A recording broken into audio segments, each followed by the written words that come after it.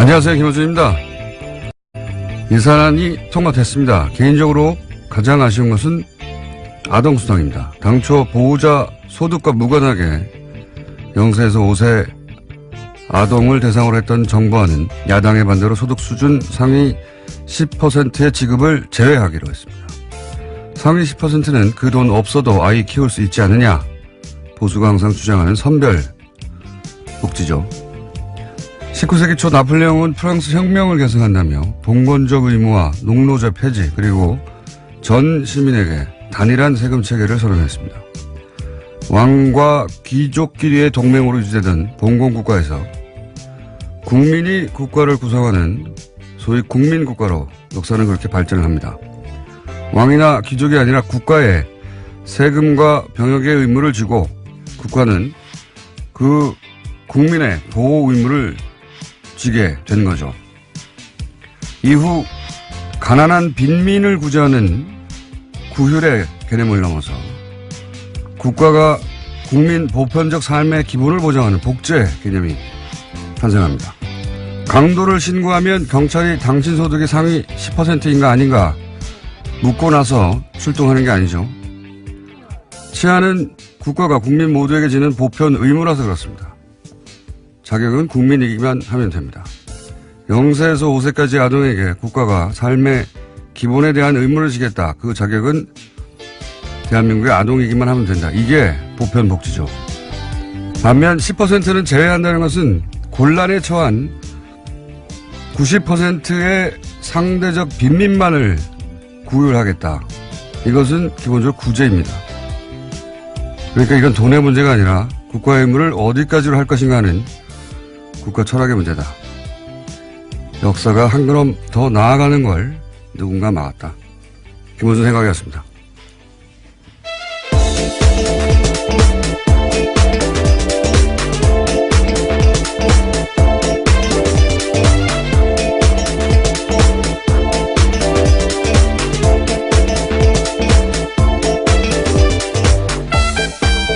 시사인의 김은지입니다. 네. 자, 예산은 워낙 복잡해가지고, 예. 사람들의 구체적 내용을 잘 모릅니다. 잘 모르는데, 이번 예산안에는 몇 가지, 예. 시민들이 관심을 가질 내용이 있긴 있어요. 확실히. 그죠? 네. 오늘 새벽 본회의 통과했는데요. 법정 시한을 넘겨서 나흘째였습니다. 자유한국당 의원들은 대부분 투표에 참여하지 않았는데요. 내년도 예산안은 428조 8,339억 원 규모로 확정됐습니다. 올해 대비해서 7.1%가 늘어난 수치인데요. 내년 예산안에서 가장 큰 비율을 차지하는 것은 보건, 복지, 고용 부분입니다. 그 다음으로는 일반 지방행정, 교육, 국방 순인데요. 공무원 중원 규모는 9,475명으로 확정됐습니다. 뿐만 아니라 남북협력기금 같은 경우에는요. 400억 원 감액됐는데 앞서 말씀하신 아동수당 같은 경우에는 2인 가구 이상 기준소득 수준 90% 이하로 해서요. 만 5세까지 아동 내년에 2018년 9월부터 10만 원씩 신규 지급됩니다. 그리고 이제 노년층을 상대로 한 기초연금 이것도 이제 20만 원에서 25만 원으로 인상됐는데 이것도 역시 지방선거 끝나고 나서 예, 아동수당도 지방선거 끝나고 나서 예, 지방선거 이전에 하면 정부 인기가 올라간다고 처음 듣는 얘기로 그렇게 연기가 됐고요. 자, 요 사안 관련해 가지고 아동수당 어제 저희가 이제 정창훈 소장님하고 얘기를 나누다가, 예, 아침에 긴급하게 합의문에 실제 오타도 있고, 예, 그렇게 긴급하게 작성된 것이고, 그 긴급한 걸 보다가 어제 나라살림연구소의 정창훈 소장님 무려 20년간 세금을 모았지만 실수를 하나 하셔가지고 저희가 미니로 정정 인터뷰를 짧게 잡았습니다. 안녕하세요, 소장님. 네, 안녕하십니까? 네. 어제 실수를 하셔서 저희가 정정의 기회를 공식적으로 다시 드립니다. 어제 이제, 2인이라는 표현만 짧게 등장해가지고 이게 둘째 아이부터 주는 게 아닌가, 예, 이렇게 말씀하셨다가 방송 끝나자마자 정정을 하셨는데, 그 내용 다시 한번 구체적으로 정리해 주십시오. 네, 정확하게 워딩은 2인 가족 소득 기준인데, 네. 예, 이 소득이란 말이 이제 조금, 저 잘못 판단을 해가지고 아마 제가 실수를 한 것 같고요. 네. 그러니까 아이는 첫째 아이부터 지급이 되는데 네. 보호자가 2인 이상 가구 이렇게 이걸 의미하는 겁니까? 뭐 아이가 있어야 3인이 될 테니까. 아, 그렇죠. 이제 네. 또 부모가 한 사람일 수도 있고 뭐 그러니까 네. 소득 기준이 2인 가족 기준이라는 거고요. 아, 소득 기준이 2인 가족 기준이다. 예. 네. 그런데 이제 여기에 또 거기에 여러 가지 얽힌 문제가 많이 돼서 어제 복지부 공무원하고도 통화를 했는데요. 예, 구체적으로 좀 설명해 주죠. 어떻게 된다는 겁니까? 예산은 반 정도 줄어드는 건 사실이고요. 아, 예산을, 그래서 그렇게 또 생각하셨군요. 예산이 반으로 줄었으니까, 1인에서 2인으로 만든 거, 첫 번째 아이에서 두 번째 아이까지로 이렇게 확대해버린 거구나. 이렇게 연결 생각하신 거군요. 이게 10% 줄고 기간이 줄고 뭐 이렇게 갖고 반을 줄었는데. 소장님 너무 많이 알면 그렇게 됩니다. 하여튼 예산도 절반으로 줄었다. 예. 그리고. 이것 때문에 어제 실시간 검색 1위가 막 유튜브를 해서 깜짝 놀랐어요. 네. 네, 아무튼 그런데 여기에 지금 우리가 좀 간과하지 말아야 될 문제가 뭐가 있냐면 예. 거기에 이렇게 바쁘게 쓰다 보니까 소득 기준이라고만 표시를 한 거예요. 소득 기준. 예. 그래서 재산 기준이란 말이 안 들어가서 예. 이 복지부에서도 이걸 재산 기준을 어떻게 넣어야 되는 거냐 지금 막 그 약간 멘붕 상태에 지금 어떤 차이가 있는 겁니까? 왜냐하면 그 소득 근로소 월급 받는 분들 네네. 그런 분들은 소득이 좀 클리어하잖아요. 예. 근데 그게 별로 없고 재산 부동산 뭐 이런 분들 투명하지 않은 분들이 예를 들어서 경우에 뭐 100억대 건물주다. 네. 이럴 경우에 이제 그 소득이 정확하게 안 잡힐 수도 있다. 임대료도 막 등록이 안 돼 있고 막 그렇게. 아하. 그러니까 실제 봉급 생활자들은 그 급여가 높다고 빠지는데 예, 훨씬 더 실제로는 많이 버는 건물주들은 받을 수도 있다. 이런 얘기겠네요. 그렇습니다. 그래서 이후에 이게 이제 좀 다시 바뀌어야 될 것 같고요. 예. 또 하나는 뭐냐면 이게 이제 봉급 소득자들 안에서도 예. 맞벌이 부부들이 있잖아요. 예. 맞벌이 부부 합산이니까 예. 가구소득 기준이니까 그러면 부부가 합산되면 예를 들면 지금 3인 가족 기준으로 했을 때 뭐 723만 원 뭐 부모와 아이를 둘이면 800만 원 뭐 이렇게 되는데 예. 700만 원이라고 치면 예. 부부가 합쳐서 700만 원을 벌면 또 20%에 드릴 수 있는 거죠. 그리고 또 제가 이제 이걸 보다가 아직 언론에서 그 대목을 지적하지 않던데 네. 이렇게 되면은 어쨌든 10%를 걸러내야 되는 거 아닙니까? 그렇죠. 예. 90%만 주기로 했으니까 이게 이제 0세부터 5세까지 영유아동 전체면 누구든 다 지급되는 건데 이걸 이제 90%만 주기로 했으니까 그러면 내가 그 90%에 들어간다고 하는 걸 입증하기 위해서 서류를 내야 되는 거 아닙니까? 그렇습니다. 그거 문제도 있고요. 예. 그러니까 이 시민들의 불편도 있고 공무원을 늘려야 되는 문제가 있습니다. 또. 그렇죠. 예. 왜냐하면 예. 국세청에서 우리나라 국세청이 세계에서 1위거든요. 1인당 그 세금을 걷는 액수가 전산화돼가지고. 예. 그런데 그 탈세라든가 아니면 민원을 처리하는 분들이 예. 겨우 뭐 1%도 안 되는 돈 때문에 그 전체 조직의 20%가 움직이거든요. 그렇겠군요. 그런 것처럼 마찬가지로 여기서도 누가 10%냐. 그렇죠. 예. 90% 이걸 가려내는 행정 저기 들어가고요. 복지부 쪽 얘기는 최소한 기초지자체마다 2-3명 이상은 공무원을 새로 뽑아야 되는 거 아니냐. 뭐 추가로. 그런 얘기. 예. 예. 그렇습니다. 왜냐면은 저절로 90% 이하라는 걸 스스로 알 수가 없기 때문에 네. 그러면은 이제 내가 90% 이하라는 걸 90% 이하라는 걸 입증하기 위해서 그러니까 10%를 걸러내자고 네. 나머지 90%가 서류 준비를 해서 내야 되고 공무원들은 전 국민 중에 이제 그 해당되는 90%를 지원하기 위해서 그 서류 분리를 해야 되는 거 아닙니까? 분류를. 굉장한 낭비인데요, 사실. 예. 대상자가 253만 명인데요. 예. 그 중에서 25만 명을 가려내기 위해서 253만 명 전체가 서류를 내야 되고 또 25명을 가려내기 위해서 또 공무원들이 또 움직여야 되고 그래서 공무원 이번에 2,700명 줄였잖아요. 예. 한 1,000명은 이것 때문에 들어갈 가능성이 있습니다. 그러니까 자본장부 뭐 얘기하면서 이걸 줄였는데 실제로는 이것 때문에 더 큰 정보가 필요하게 생겼어요. 앞뒤가 안 맞는 그래서 막상 하면 더 숫자가 늘어날 수 있다는 게 전문가들 얘기입니다. 알겠습니다. 이거를 그 10%를 깎느라고 이게 선별복지라고 하는 이제, 보수의, 예. 예, 참고로 구호를 위해서. 말씀드리면, 예. 참고로 말씀드리면 OECD 35개 국가 중에서 그 31나라가 이 아동수당을 도입 이미 했고요. 예. 그 중에 20개 국가가 전체에게 지급하고 있습니다. 알겠습니다. 예. 사실관계는 오늘 여기까지 하고요. 예. 예산 문제는 오늘 민의로 어제, 잘못 나갔던 방송을 정정하는 차원에서 민의를 잠깐 했고요. 예. 요 예산 얘기는 다시 한 번씩을 또 따로 잡겠습니다. 할 얘기가 많기 때문에. 오늘 말씀 여기까지 듣겠습니다. 감사합니다. 네, 감사합니다. 네. 그러니까요. 예. 그러니까 한 30만 정도가 24만 뭐 그 정도에 들지 않는다는 걸 입증하기 위해서 서류를 내야 되고 그걸 처리하는 공무원이 더 필요해요. 예산도 더 필요하고 이게 말이 안 되는 것 같은데요. 어쨌든 아동수당은 그렇게 됐습니다. 나머지 분들은 이제 서류를 내야 한다. 자기가 하위 90%라는 말 걔네도 좀 웃기긴 한데 하위 90%에 든다는 걸 입증하기 위해서 내가 상대적으로 더 가난하다라는 걸 입증해야지 이걸 받는 거죠. 예.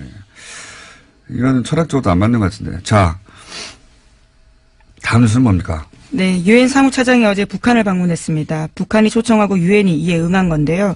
제프리 펠트먼 유엔 정무 담당 사무차장이 어제 오후에 베이징을 거쳐서 평양으로 들어갔습니다. 유엔의 고위급 방북은 지난 2011년에 인도주의 업무조정국장 방북 이후에 처음인데요. 나흘의 방문 기간 동안에 리용호 외무상 등 북한 당국자들과 만날 예정입니다. 논의에는요, 북핵 문제도 포함될 것으로 보이는데 한국 정부와 유엔이 협의를 거쳤다라는 게 유엔 외교관의 설명입니다. 그렇군요.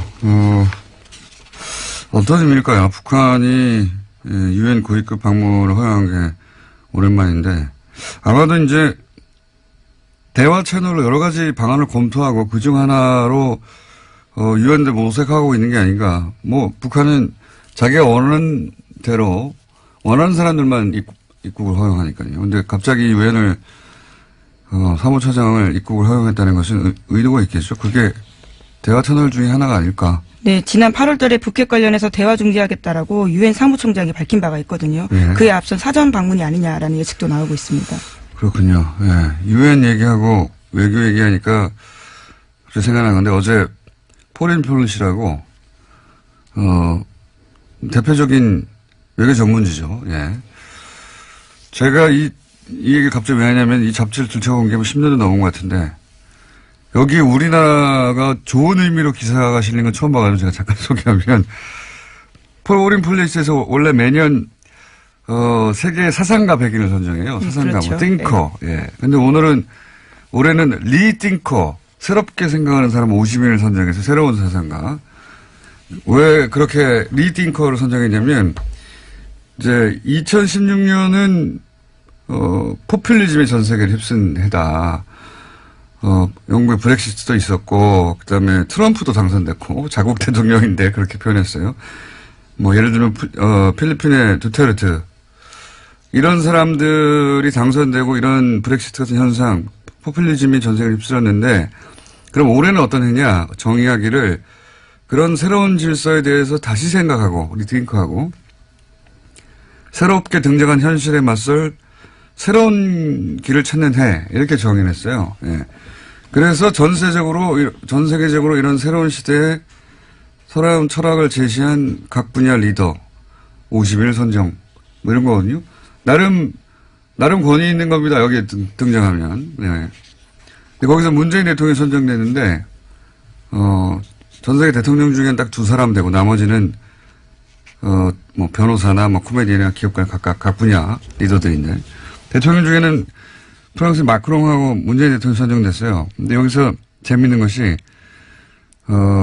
첫 문장이 재밌습니다. 선정 이후로 문재인 대통령이 5월 당선됐을 때보다 더 어려운 상황에 처하는 신임 대통령은 없다. 뭐 이러면서 굉장히 어려운 상황에서 신임 대통령이 있다는 거죠. 중국 사드 뭐 북핵 미사일 등등 쫙 나열해요. 그러면서 그걸 잘 극복해서 지지율이 아주 높다. 이걸 왜 제가 소개하냐면 미국 외교 전문가들이 현재 문재인 대통령을 어떻게 바라보는가 하는 시야가 거의 고스란히 담겨 있거든요. 예. 야당은 배가 좀 아프겠지만 이게 주류 미국 전문가들의 외교 전문가들의 시각이다 하는 관점에서 찾아와서 읽어보면 재밌습니다. 내용 자체가. 거기 한국에서 또 한 사람이 선정됐어요. 한국인은 아닌데 뉴스공장에서 인터뷰를 했었는데 러시아 출신이죠. 안드레이 랑코프 국민대 교수. 이분 왜 선정됐냐.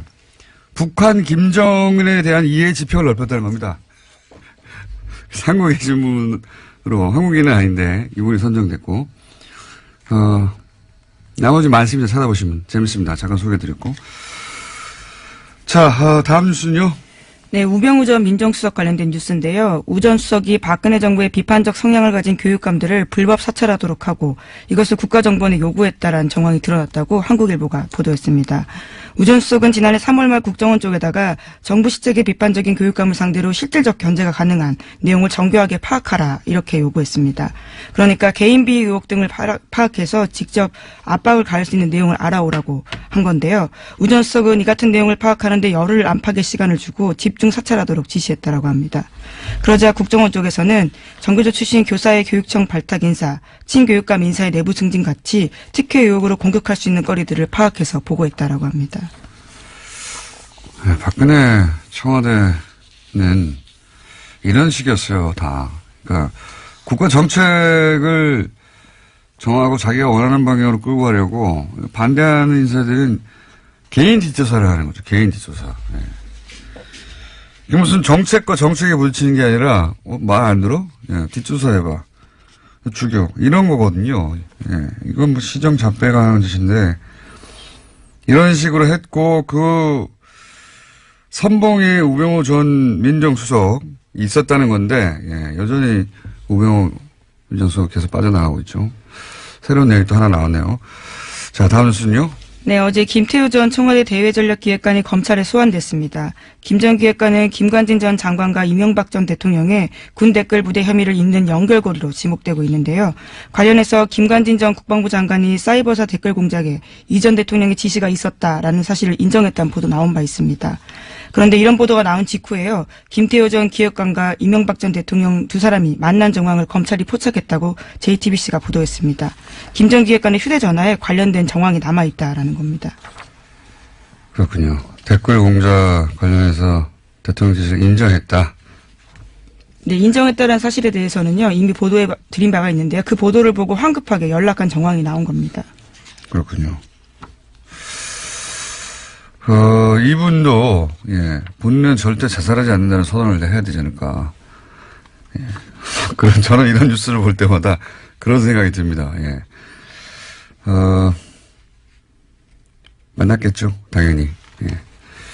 자, 이 뉴스는 아마 후속으로 뭐가 계속 앞으로 나올 것 같으니까 만났다고 한다까지만 저희가 알려드리고. 자, 다음 뉴스는 뭔가요? 네, 문무일 검찰총장이 어제 국정원 등 주요 적폐 수사를 관련해서 자신의 입장을 밝혔는데요. 올해 안에 마무리하겠다라는 겁니다. 문 총장은 그러면서 수사 피로감이라는 단어를 쓰기도 했는데요. 수사 일정과 관련해서 언급한 내용의 핵심은 모든 수사들이 검찰에 집중되어 있기 때문에 이것을 연내에 마칠 거다라는 겁니다. 주요 부분에 대해서는 연내에 끝내고 내년부터는 민생사건 수사에 집중하겠다라는 말도 했는데요. 이명박 전 대통령 등에 대한 수사의 확대와 진정 가능성을 차단한 듯한 발언이라서요. 비판을 사고 있습니다. 아니, 이거는 말이 안 되죠. 누구 맘대로. 이게 시대 과제거든요. 검찰총장 혼자서 이제 안에 그럴 수 있는 사안이 아니에요. 그리고 MB는 시작도 안 했는데 무슨 끝냅니까? 지금 3주 남았는데요. 3주 동안 그러면은 기소도 다 하고 다 하라는 말인가요? 이게 말이 안 되는 이야기인데 검찰총장이 갑자기 게다가 이 피로감이라는 단어는요. 보수정당 보수매체가 몇 달 전부터 계속해서 주장해왔던 프레임이거든요. 이거 피로감 온다. 피로감 안 왔어요. 예. 국민 피로감 아직 안 왔어요. 피로감이 오기는커녕 아니 MB는 아직도 시작도 안 했는데 뭘 끝냅니까? 이건 문무일 총장의 개인적인 발언인지 지금 실제 이제 서울중앙지검과는 교감이 없었던 것 같다고 보도하고 있잖아요. 네, 그렇죠. 오늘 아침 한겨레 신문이 그렇게 보도하고 있는데요. 어제 문 총장 같은 경우에는 수사 피로감을 내세우면서 이런 말도 했습니다. 사회 발전에 도움이 안 된다라는 겁니다. 누구 맘대로 그런 거를 발전에 도움이 된다 안 된다고 정합니까? 예, 심지어 서울중앙지검 수사팀 관계자 말에 따르면요. 제일 먼저 사건이 왔던 댓글 사건 같은 경우에도 추가 확인 작업을 진행하고 있다라는 건데요. 아직까지 계속하고 있다라는 겁니다. 아니, 지금 김태호 전 대외전략기획관은 이제 처음으로 소환됐는데요. 무슨 끝냅니까, 이제. 이건 말이 안 되는 이야기고요. 이런 얘기를 했다면 저희가 또 관련 인터뷰를 또 잡아봐야 되겠네요. 예. 이건 말이 안 된다고 봅니다. 이게 모르겠어요. 예를 들어 서울중앙지검에 지금 이 사건을 수사하고 있는 검사들이 육체적 필요를 호소하고 있다. 필요할 수 있죠. 육체적으로. 너무 곤란해서. 그럼 사우나 건을 끊어주세요. 갑자기 무슨 사회적 피로감을 얘기합니까? 국민들한테 여론조사 했나요? 네, 심지어 수사팀 내부에서도요. 문 총장도 특별수사가 전공인데 시일 정해두고 수사할 수 없다는 거 너무 잘 알고 있는데 이런 말을 왜 하냐라는 이야기가 나오고 있다고 합니다. 뭐 보수정당이나 이쪽에서 예를 들어서 문물 총장에게 이거 너무한 거 아니야? 사회적 피로감이 이런 이야기를 했을 수도 있고 거기에 립 서비스를 했는지는 모르겠어요. 그렇다면 뭐 이해가 가는데 뭐 그것도 이해가 갈 건 아니죠. 왜 립 서비스를 합니까? 정말로 이렇게 생각하는 거라면 이건 저희가 여론조사도 하고 필요하십니까? 하는 여론조사도 하고 그것도 발표하고 그리고 이게 왜 여기서 뭐 조치는 안 되는지 계속 인터뷰도 하고 전 총장들도 인터뷰하고 해야 될 것 같습니다. 자, 시간이 거의 다 됐네요. 예, 제목만 체크하고 넘어가죠. 네, 박근혜 정부 블랙리스트와 관련해서 항소심이 진행 중인데요. 어제 이와 관련해서 의미 있는 진술이 나왔습니다. 30년 가까이 예술 지원 업무를 담당한 실무자가 법정에 나와서 한 말인데요. 전두환 노태우 시절에도 이런 적은 없었다라는 겁니다. 그 시절도 뭐 말도 안 되는 시절이긴 했는데 그때하고 비교하는 건 그렇게 말도 안 되는 시절에도 적어도 이런 식으로 블랙리스트를 작성해서 이 사람은 빼. 네, 껌껌이 이렇게 한 적은 없다라는 겁니다. 그렇다는 얘기죠. 예. 박근혜 정부는 보면요. 그러니까 이 군사정권 시절에는 최소한의 이 단어밖에 들어맞지가 않겠네요. 최소한의 가오라는 게 있었거든요. 그 군사정권 시절에. 그렇게까지는 내가 대통령이 안 한다. 근데 박근혜 정부 시절에는 그게 없어요. 세월호 사고 났는데 시술을 한다든가 사람에 대한 연민이나 애정, 예의, 기본적으로 그게 없는 것 같습니다, 문제는. 예. 자, 그 외에도 소개할 기사가 있는데 오늘 시간을 너무 많이 잡아서 미니 때문에 오늘 여기까지 하고 나머지 못한 건 내일 하죠. 예. 네, 그러시죠. 피로감이 아니고 필요감을 느낍니다, 필요감. 매우. 필요하다라는 예, 뜻이죠. 여기까지. 네. 시사인의 김은지였습니다. 감사합니다. 이건 대한민국의 아동이기만 하면 된다. 이게 보편 복지죠. 반면 10%는 제외한다는 것은 곤란에 처한 90%의 상대적 빈민만을 구휼하겠다. 이것은 기본적으로 구제입니다. 그러니까 이건 돈의 문제가 아니라 국가의 의무를 어디까지로 할 것인가 하는 국가 철학의 문제다. 역사가 한 걸음 더 나아가는 걸 누군가 막았다. 김원준 생각이었습니다.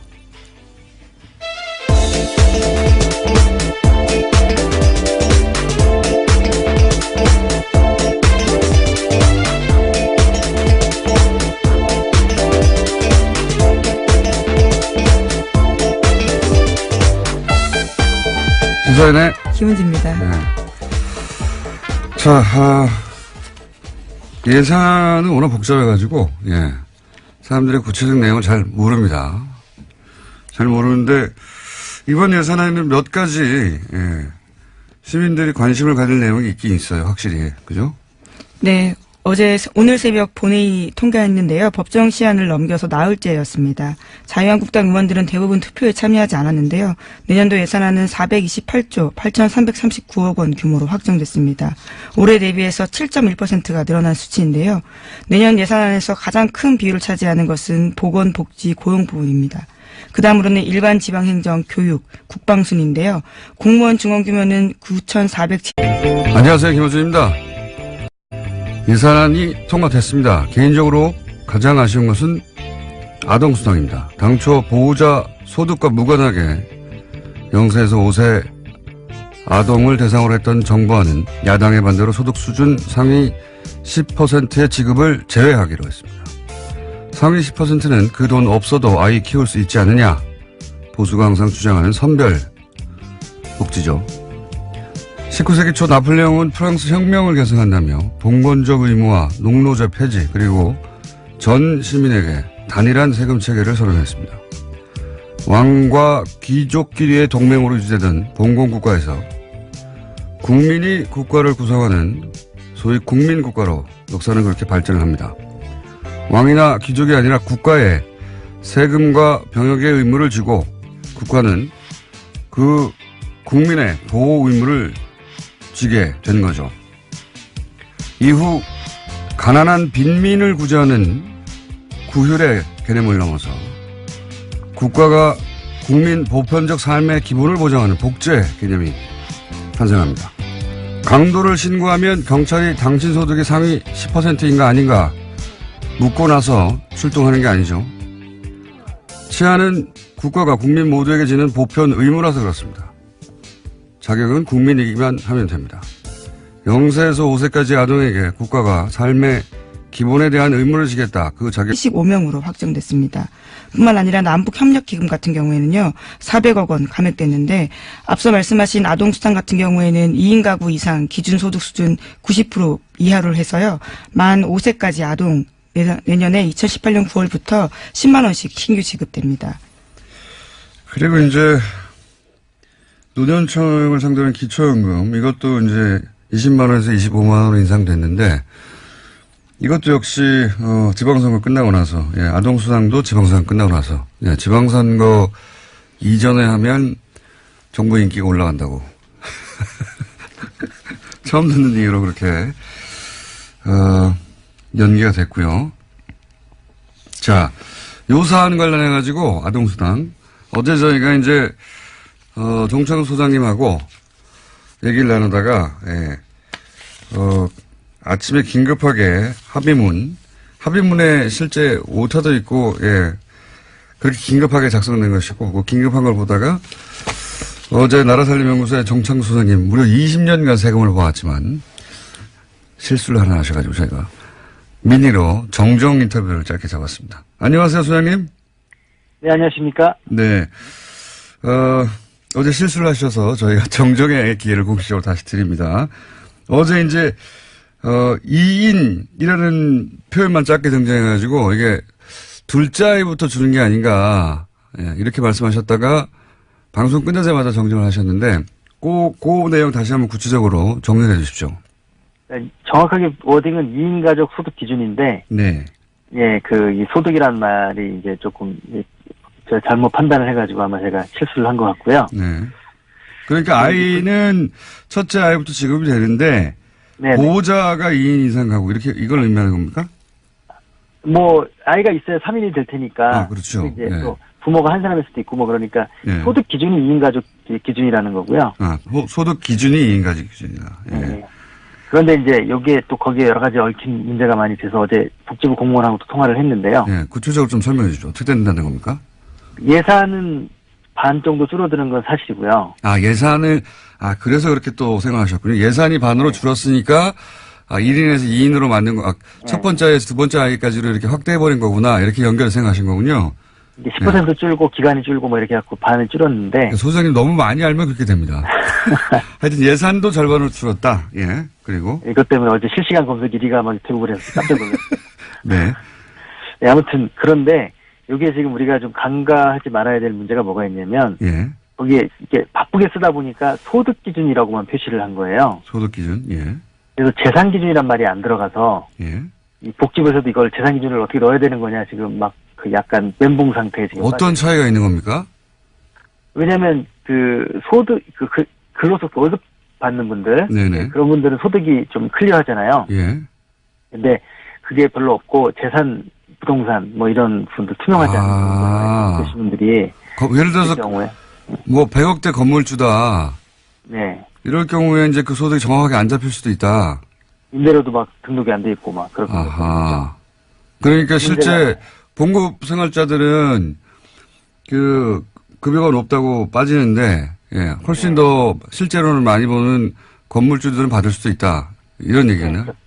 그래서 이후에 이게 이제 좀 다시 바뀌어야 될 것 같고요. 또 하나는 뭐냐면 이게 이제 봉급소득자들 안에서도 예. 맞벌이 부부들이 있잖아요. 예.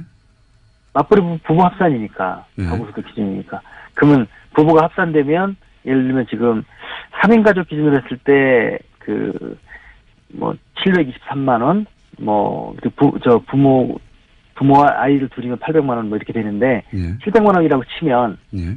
부부가 합쳐서 700만 원을 벌면 또 20%에 드릴 수 있는 거죠. 그리고 또 제가 이제 이걸 보다가 아직 언론에서 그 대목을 지적하지 않던데 네. 이렇게 되면은 어쨌든 10%를 걸러내야 되는 거 아닙니까? 그렇죠. 예. 90%만 주기로 했으니까 이게 이제 0세부터 5세까지 영유아동 전체면 누구든 다 지급되는 건데 이걸 이제 90%만 주기로 했으니까 그러면 내가 그 90%에 들어간다고 하는 걸 입증하기 위해서 서류를 내야 되는 거